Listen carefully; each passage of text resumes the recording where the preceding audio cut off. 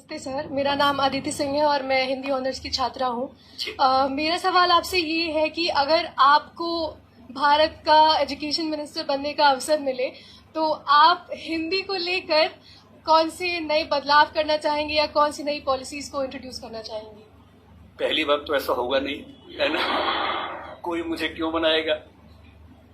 लेकिन अगर मैं इस हाइपोथेटिकल सिचुएशन में चला ही जाऊं कि मैं भारत का शिक्षा मंत्री बन जाऊं, इसमें एक समस्या ये कि भारत में शिक्षा समवर्ती सूची का विषय है। समवर्ती सूची का मतलब है कि केंद्र सरकार के पास शक्तियां सीमित हैं, राज्यों की अपनी शक्तियां हैं। तो सबसे पहली बात, मैं राज्यों पर थोपूंगा कुछ भी नहीं, मैं सारे राज्यों के शिक्षा मंत्रियों के साथ संवाद करूंगा। मैं उन सबको प्रेरित करूंगा, समझाऊंगा। मैं उनसे कहूंगा कि तमिलनाडु में मेडिकल साइंस तमिल में होनी चाहिए, कर्नाटक में कन्नड़ में होनी चाहिए, हिंदी क्षेत्र में हिंदी में होनी चाहिए, हिंदी में नहीं इंग्लिश में होनी चाहिए, ऐसी कन्नड़ प्लस इंग्लिश में होनी चाहिए, तकनीकी शब्द अंग्रेजी में रहें। और वो शिक्षा सिर्फ मेडिकल साइंस क्यों, इंजीनियरिंग भी, लॉ में भी, जुडिशरी में भी। मैं ये भी चाहूंगा कि भारत के हर एग्जाम में, केंद्र के हर एग्जाम में अंग्रेजी और हिंदी का समान महत्व होना चाहिए। और राज्य स्तरीय हर परीक्षा में उस राज्य की राजभाषाओं का सम्मान होना चाहिए। महाराष्ट्र पीसीएस में मराठी की भूमिका अंग्रेजी से कई गुना ज्यादा होनी ही चाहिए, क्योंकि वहां के एसडीएम को, डीएसपी को मराठी लोगों से बातचीत करनी है।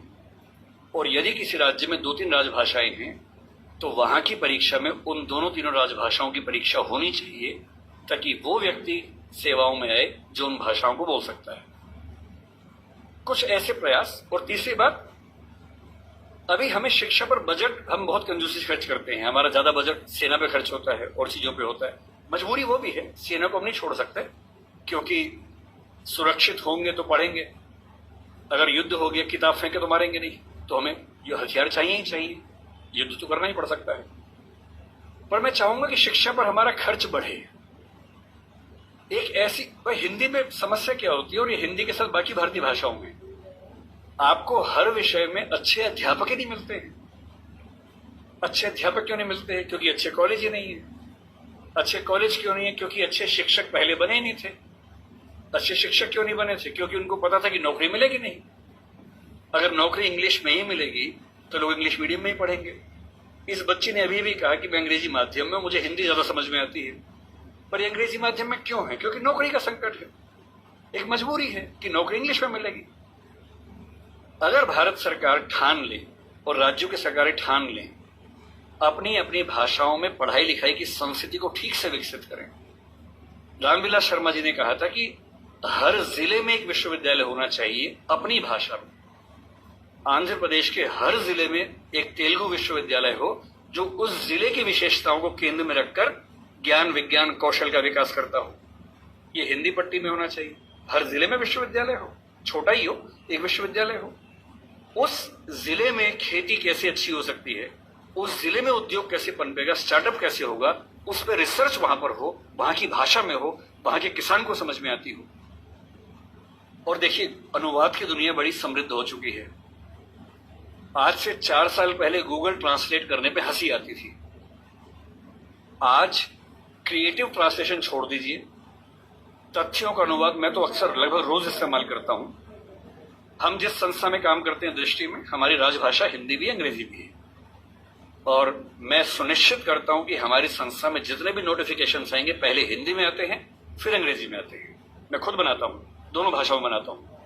पहले हिंदी में, गूगल ट्रांसलेट पे जाता हूं, 1 सेकंड में अनुवाद हो जाता है। फिर उसको चेक करता हूं। आश्चर्य आपको होगा कि पहले 40-50% सही होता था, आजकल 95-97% सही होता है। मुश्किल से 2 साल रुक जाइए, ये मामला 100% का होने वाला है।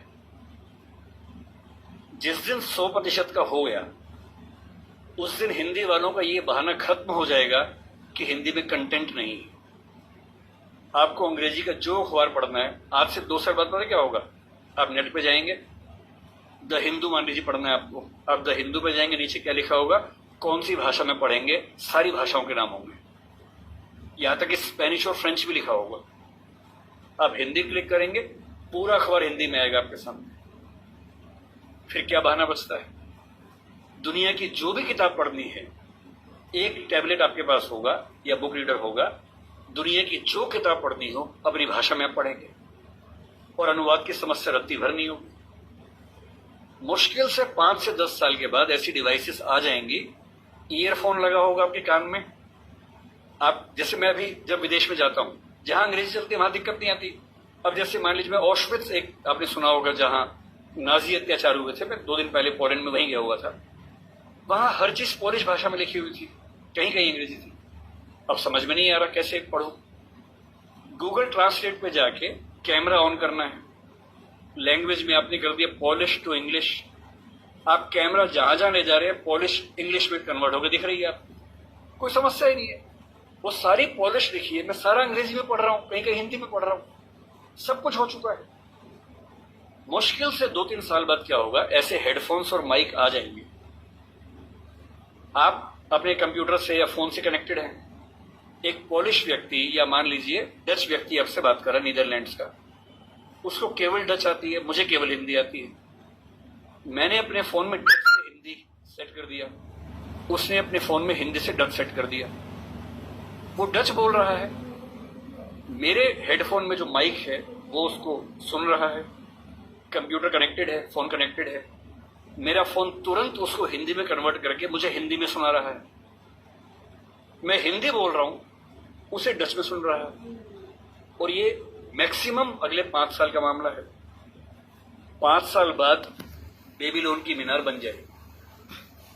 5 साल बाद आप दुनिया की किसी भी भाषा के साहित्य को, साहित्य में थोड़ी दिक्कत आ सकती है, ज्ञान विज्ञान की बात कर लेते हैं, किसी भी भाषा के ज्ञान विज्ञान को आसानी से पढ़ सकेंगे।